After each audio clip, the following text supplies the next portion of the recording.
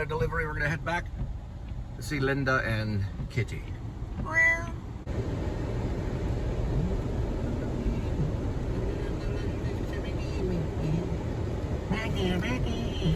I mean, ideally, I guess, you know, talk about, you know, reality and situations like Quentin Tarantino, who happens to be a very stylized director, and is entertaining. You know, you watch his stuff from beginning to middle. You don't really fall asleep in it, really. There was a big article about Christopher Nolan supposedly not liking Pulp Fiction. I gotta be honest, I walked out of Pulp Fiction when I first saw it because it wasn't Reservoir Dogs. I was so blown away with Reservoir Dogs, I was like, this is the same director? Bull ass. It's a surfing movie, you know? Give me a second. Later on, people talked me into seeing Pulp Fiction, and I was like, okay. I can kind of see it, although, you know, bringing out the gimp is not really my style. You know what I mean? I was like, what? This is freaking crazy, man. So you have to get it's an acquired taste on Pulp Fiction. And it continues that way. Well, not necessarily. Pulp Fiction is more of a radical kind of move. But yeah, Christopher Nolan, I don't know how he really feels about it. But supposedly he was, you know, he's like, I didn't get it, you know. Reservoir Dogs is actually really good. It's actually a really good first film. I've never seen Blood Simple. And that's where I was getting on this one. So Quentin wrote a couple of movies before he could get involved with Reservoir Dogs and blow everyone out of the water. And those movies were, if I'm not mistaken, I may not know what I think I know, but I think this is true. He wrote Natural Born Killers, which was pretty good. We all went to the movies and saw it. Oliver Stone, you know, it was very experimental. And I was like, this is kind of a crazy movie. And then I like kind of the whole rock and roll aspect of it. It was like starting to become like these rock and roll, almost punk rock movies. You know, it wasn't like old school Hal Ashby rock and roll, or you could say, you know, Martin Scorsese rock and roll. It had its own like version of rock and roll, you know. That was Oliver Stone because he had done The Doors too. But Natural Born Killers, you know, so we saw that. It was like, okay, this is kind of crazy. There's like these cartoons and all this stuff. And we all just thought Oliver Stone did it. We didn't know who Quentin Tarantino was. But he was kind of behind that. So that helped him. And then, of course, the other one, which was, these are the ones he sold. Yeah, it was True Romance. And then like True Romance, we were all big fans of. Still not really connecting with Quentin Tarantino until like later on. Then we're knowing like, okay, he's writing about Hollywood, maybe this John Milius type, and this guy running off, and they're getting all chased, and you've got Gary Oldman playing this crazy character and all this stuff. Okay. Then, of course, there's also, from now to, there's another one, though. I think there's another one, From Dusk Till Dawn or something else. But anyway, he had sold some stuff, and from that, he had a little bit of security. So by the time he got on set, you know, he wasn't, I only work at a video store. You know what I mean? So he was already on his way. And so they're already flying him around, you know, to New York and stuff. You know, first class probably, I don't know, maybe it was coach, it didn't really matter. But, you know, that's when he's meeting Steve Buscemi and talking to Tim Roth eventually and stuff like that, you know, so that was like, he was already in. Everyone ever thinks like he was absolutely nothing on Reservoir Dogs. I don't think completely that's true. He was already established as a writer, and then he was showing up as a director, and then he went off on his own. All right, there's a dude that he's wearing a tuxedo. He just walked right behind that area right over there. These guys were kind of laughing. I'm not lying. He just walked like he was wearing a tuxedo. He kind of looked like someone that would be in the audience at a Rat Pack concert.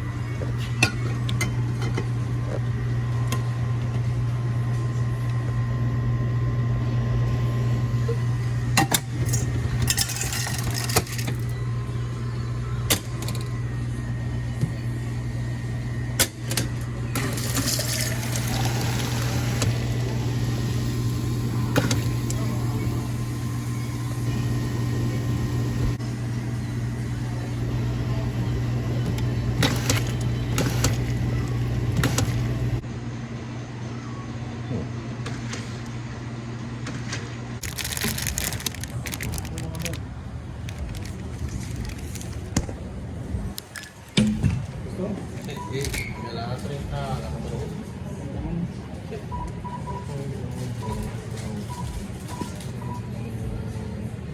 Sí, 48, no sé.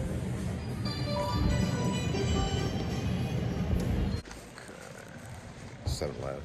It's a different type of clerks at 7-Eleven. Like that guy's like, what are you making, some kind of movie or something? I was like, nah, it's a video. Nah, I didn't have that. I was joking. Nowadays, you kidding me? Look, so ultimately, you know, when I seek out entertainment, I don't always go to the movies because, you know, movies are made a certain way. They can be very, very entertaining, and usually if they catch your attention within the first 5 minutes, then you continue to watch because you want more of the story. And sometimes, you know, like movies like No Country for Old Men, where you're captivated the entire movie, and like Taxi Driver 2, there's a lot of them for some mysterious reason. I call it the spiritus mundi. You're like pulled into the movie. And Raising Arizona too, it's a comedy that pulls you in. There's a lot of, because of how it kind of massages the brain, you know, how it flows over you, you know, as you're watching it, especially in the actual movie theater. And that could be true with the play, you know, a theater play, because you can go and see one theater play off Broadway and you're just like, wow, this is amazing. Then you can go and see one at a community theater in some small town and you're just like drooling on the side of your mouth, you know, like what in the world, you know. Sometimes in some cases when it comes to theater, you go and see those like ghost theater things, you know, those community theaters that do like a ghost play, you know, a play about like a ghost. And it's like, I saw one at TCJC way over there a long time ago. It was so bad and horrible that it was actually fun to be at, and like, just, this is the worst thing ever. And if they did it on purpose, you know, that they're genius. But, and I've seen some good plays there too, but I was just watching it and it was like a ghost story that was just absolutely ridiculous. And then there's other plays that are just like deadly. It's just like horrible, you know. And then, you know, the same thing with movies. But, you know, nowadays I sometimes will search out a vlog. I'm like, okay, what's this person doing? And then there's like all different types of vlogs. There's like some where it's like it looks like North Korea and this lady's like camping, you know, like in a bikini. I don't know, you know, or it's like she's way out like in like Eastern Europe, you know, or something. And it's just like a, you know, she's like camping in her bikini, or she's like cooking a bonfire, you know, and she's wearing like a Dukes of Hazzard outfit or something. There's that, and they don't really say anything. And then there's just like a vlog where someone's cooking for, you know, and they're like a, you know, there are a lot of survival vlogs where they just shows them, it's quiet, there's just the sound of rain, maybe some birds chirping, and then there's a guy like cutting up watermelon, you know, and then he's like going into this like weird like Russian tent, you know, and it's like a steaming himself while there's like snow outside. You don't get a language, you don't get any like geographical information until you look at the actual vlog. It's like half in Russian, but it's not really in Russian. It's like it looks like it's an American or something. Where to go? And some of those are like kind of, you know, it's like, well, this is weird. And then there's other ones where like, you know, like A.D.W.C, where he's like at Disney World and he's like basically a whole novel. He speaks like a whole novel, like in 30 or 40 minutes, you know. It's like, is this how you're supposed to be, you know? Like, so if you go, you're talking about this being on sale, and then you're going at this point, it cuts, and you're still talking. Then there's like the other guy, Justin, I used to say Justin Scared, but it's Jason Scarred, where there is no hesitation or lull. It starts, and he talks, it cuts, and he's still talking, he's still talking, he's still talking, and it just keeps going and keeps going and keeps going. It's a lot of advertisement, a lot of this stuff. You're like, where in the world did this guy learn this stuff? And it's a style that they've started to do, you know, over the years. They've developed it. A lot of people are, you know, crazy about YouTube, you know. If you look, and you're looking at stuff on downloads, oh, there's a cat right over there. You'll notice that YouTube has like a lot of downloads. There's the cat. And then there was a guy who was wearing a tuxedo. He just walked right back there. What about that some kind of warp thing? Some kind of creative outlet? Because I came up with some of the idea for rib slash dog night out slash shepherds of Alaska, like by looking like right over there.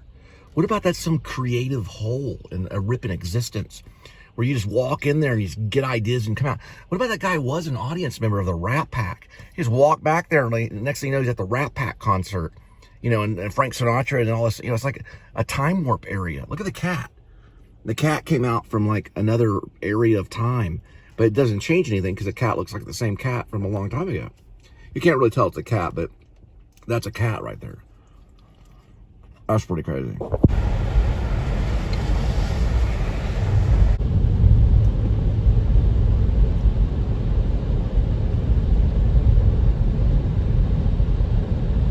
It's so weird, you know, like if I could be a cab driver, well, I never would. I'm not going to talk about that, but you know, like people could just basically turn all their information and just be a ride share, basically like a cab driver, you know. As a young age, I probably wanted to have gone to work every day, you know.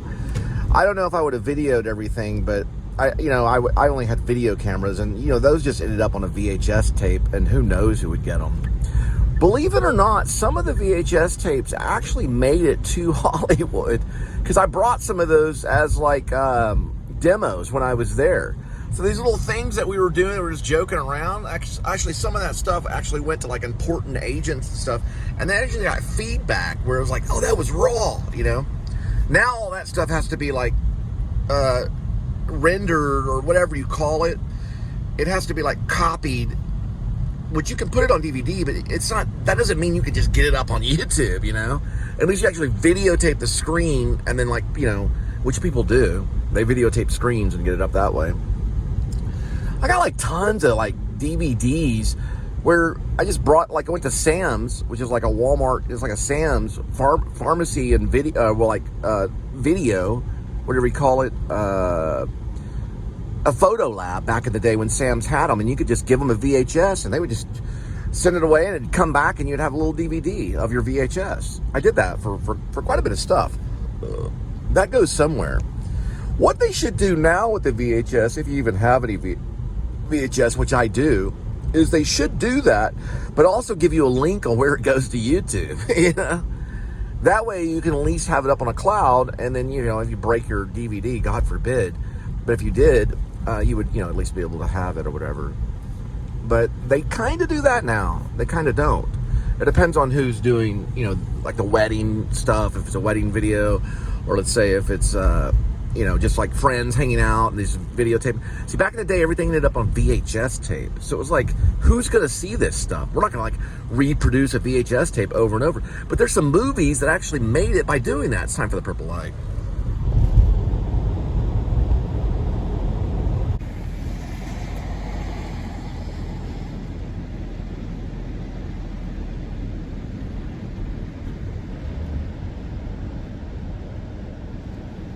Kitty. He's a good kitty, yes you are. Yes you are. Oh, no bite. Alright, so there's like this horror film I saw the other night. I think it was maybe a sequel or something, but I think it was called like 77 Cameras or something cameras. There's like this bald dude.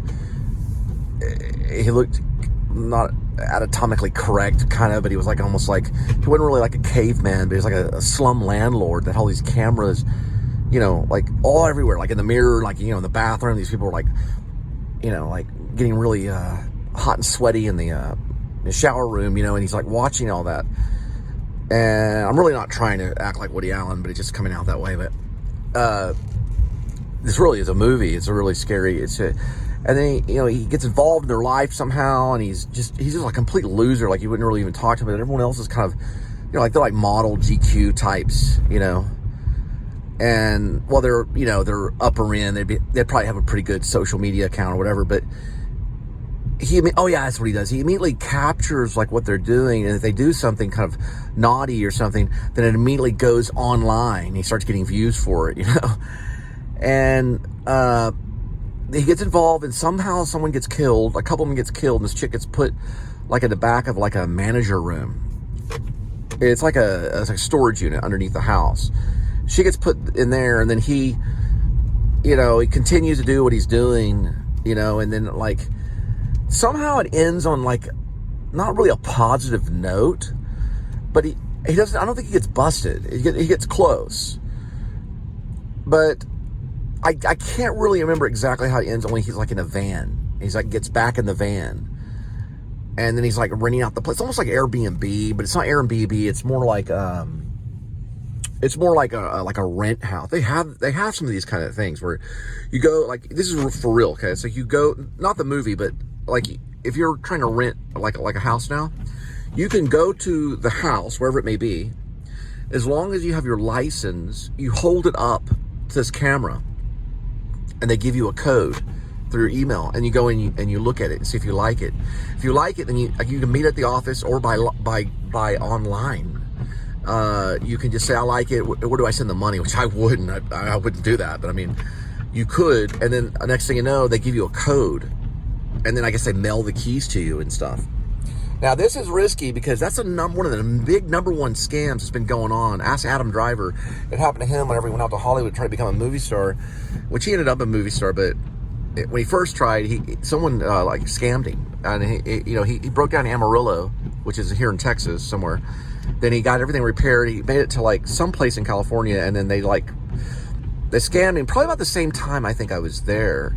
What I did was I sent a money order to an actual apartment, which that's gonna be really difficult. Long Beach is where I went, North Atlantic, Long Beach, a place called Paradise Gardens. I just sent them, a money order, and they held the place. I mean, they're a real company. You could see it online. There was an address. You could call them and everything like that.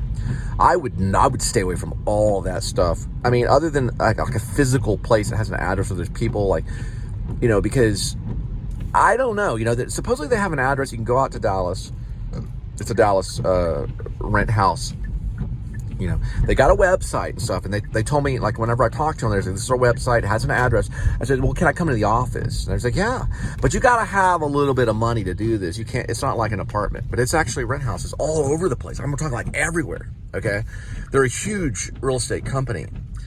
And I'm not saying it's phony. I'm not saying it's phony, okay? I'm real weary everyone should be real weary about real estate. Okay, because they've been doing this to people for a long time, before online stuff, okay? You want those keys because, all of a sudden, they, give you a phony key or something, But if you're showing them your ID and they're like, okay, we got the ID, we ran this, okay, here's the number. And then you put the number in and then the door opens. That's somewhat legit because at least you're there. Then they're sending you text going, here's where you pay. That's just a little button. And they're like, well, when was the last person there? Well, the other person's moving out pretty soon. You know what I mean? And I was like, well, can you talk to the neighbors? Because like, hey guys, how did y'all get in? You want some communication when it comes to real estate, They really should have someone that comes out there and meets you and like, hi, my name's and you have a paper trail. With apartments, you at least get to sit down, and you're sitting there talking face to face, even that's nerve-wracking, But this stuff is like, here's your ID at the camera. Here's the button you push. You're in to go. Now I'm not, I don't know. Today's society, maybe I'm getting older. I gotta go.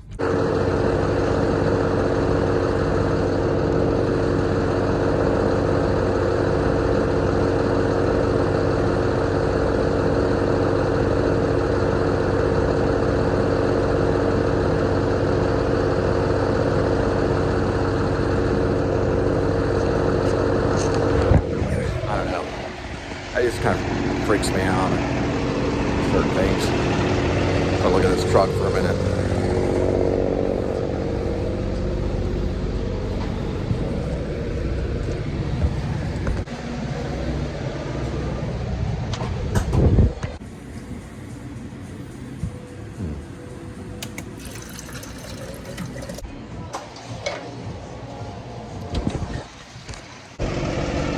They got a sign in there that says $2 for the Reese's Pieces, but he's saying that you buy one and you get the other one for $1. They got some kind of $2 sign, but it doesn't seem like it's ringing up anything. It'd be like just the other one way over there down the road. It's a $2 sign for king size. So I got a couple of Reese's Pieces. Man, I'm not gonna lie, like, I do have some fears, and I know lately over the past week or so I've been using, since this thing has been jammed or whatever is wrong with it, or it's rigged or something where you can listen to the music and it doesn't cut off. You know, like you can hear the iTunes and you can also record it. Because, you know, ideally you could just download everything non-diegetic or mix it if you had a good editor or whatever. But I've been kind of like, you know, everything's like, can't monetize this, you know, blah, blah. And then they talk about sharing monetization, and I just try not to do anything Fleetwood Mac, because Fleetwood Mac is usually a content block. Now, there's a couple of them that's been partially blocked. I don't know if you see them that they're partially blocked, but I have been doing it quite a bit because it's like practice, you know? So I can hear the music and I can see what the camera may be doing. But it kind of worries me a little bit because I do it quite often. I've been doing it quite a bit. I'm thinking, well, maybe that's why they're getting like 2 or 3 views, and sometimes they're getting 20 views or sometimes 100 views. And then a few of them, you know, have got like 172,000 views, but not a whole lot. These are basically Reese's. It's a big cup. They call it a big cup. And it's a sugar cookie. It tastes like a sugar cookie. But I don't know, you know, I mean, I just kind of, you know, I think about like, what did like Ingmar Bergman think about, you know, when he was doing this? Well, when he was doing the Seventh Seal, he was obviously probably finally doing what he wanted to do. When he had to make comedies and stuff like that beforehand for television, I don't know if he enjoyed it or what he was doing, you know.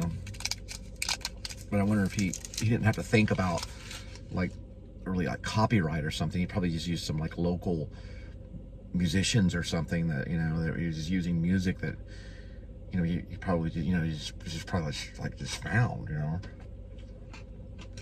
And I don't know, you know, I mean, like, obviously Scorsese had worked on, you know, Woodstock. It was an editor for Woodstock. So he probably figured out what he could or could not use. You know, the next thing you know, he's using like Rolling Stones in his music, and I mean in his movies. Of course, Woody Allen was probably pretty smart because he used like a lot of older music that could have been public domain. Like, you can use any line you want from Shakespeare because it's all public domain. You can do Shakespeare anyway. You don't have to pay for any royalties or anything. Not that, you know, I couldn't use lines from movies because there's been YouTubers that have done great. But I wouldn't like show up at NYU and, you know, say, well, I'm a freaking filmmaker. I put a couple of my features on YouTube. You know, I uploaded it through DaVinci Resolve. You know, they're like, okay.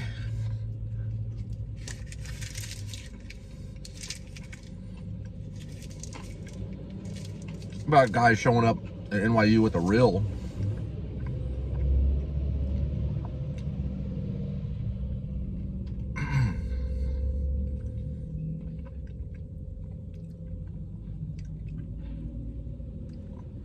You know, he's like, I'm a filmmaker, look, it's 35 millimeter.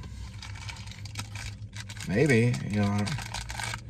So even though you do all this stuff and it takes like hours and you got to keep up with everything that you do, or you just throwing away a bunch of stuff, it's like, one of my fears, and I'm telling you this when it comes to writing, because I am writing a book now, I never wanted really, I got to the point where I was doing, like, I had a word processor, I had a Smith Corona, I would type something, it would all kind of print out, and there was the, you know, the play or little short story. I had done a couple of novels where I printed out the novel. This happened in New York, and I printed it out. It was like 350 pages or 400 pages. It's a huge novel, you know. And I was like, could you put hole punches in that? Like, where was I going to send it? You know, like send it to some publisher or something. I think I did or something. I just send it away. It's kind of completely gone. So I was like, my whole my whole place could be like full of just paper. You know, if I use a typewriter, if I use like a word processor or something, just like all these freaking, you know, novels that are stacked up everywhere. It's like, you know, you can't even see, like when you walk in, it's just paper, you know, it's just like, I'm sort of typing at this, you know, it's like a nightmare. So I like the idea that I can send it out like to email, you know,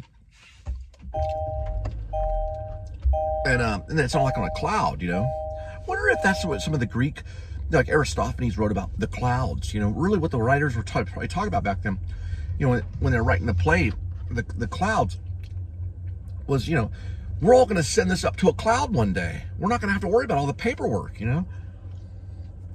I don't know.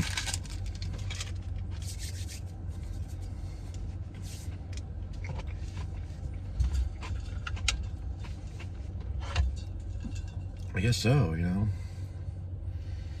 But what's more powerful, you know? I've always thought about that too. Is a movie more powerful or is a book? You know, which one is gonna, you know, which is better, you know? It says in the Bible, it does say the word will outlast the heavens and earth.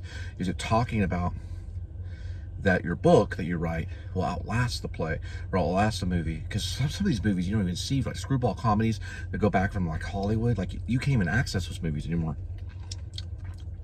Or we hit a memory wall, which supposedly we have.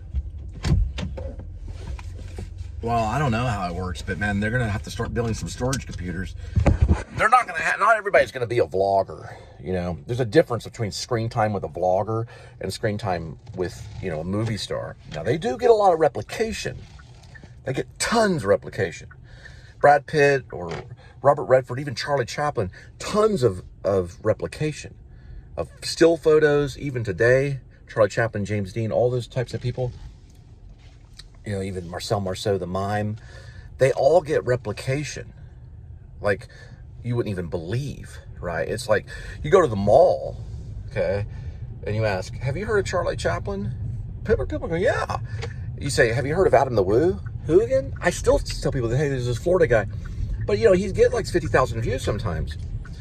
But they know who Charlie Chaplin is, you know what I mean?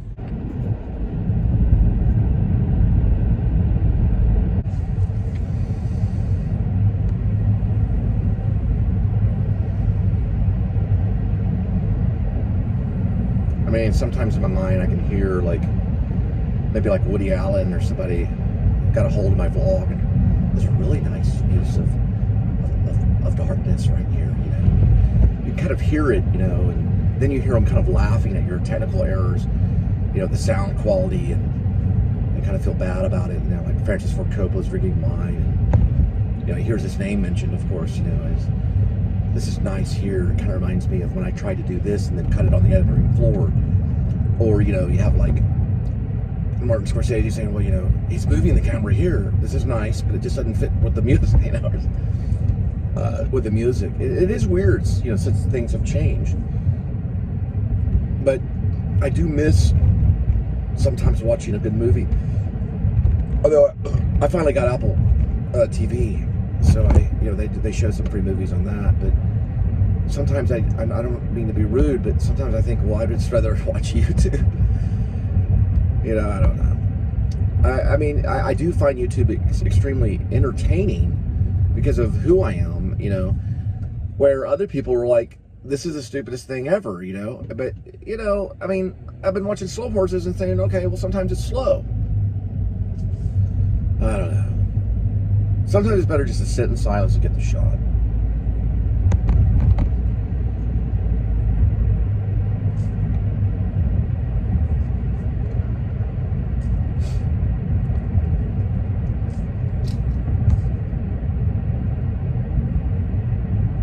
I'm just waiting for the light to pass by one more last time right here.